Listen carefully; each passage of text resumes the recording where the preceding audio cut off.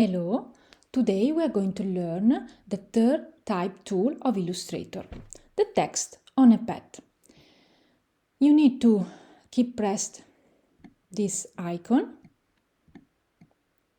and choose the third tool, type on a pad tool.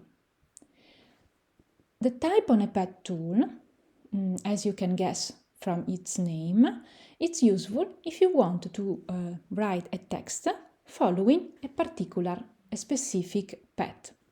So you need first of all to draw a pad. To draw a pad in an easy way, you need the pen tool. So let's start with the pen tool. You can recognize it because if you click on this icon, your cursor is going to change its appearance. Then you can start writing with the pen. You need to start with the first click with your mouse and then go on with a second click to draw all the control points.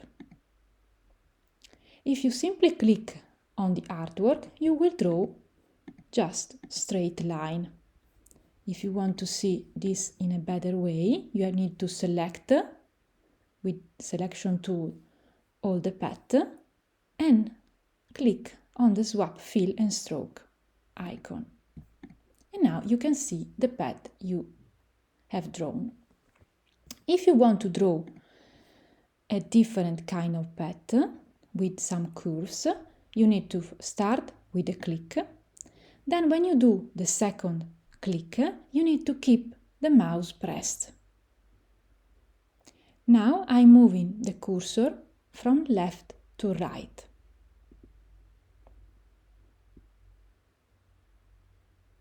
You can see that the control point is very different.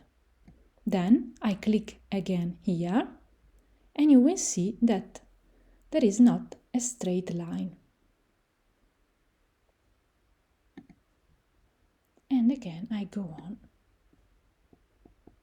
in this way. Okay. I click on the icon of the type on a pad tool and then I need to click on the pad here. A the default text is going to appear on the pad. But if I select all the text, I can, with the cancel button, I can delete it and then I can paste my own text.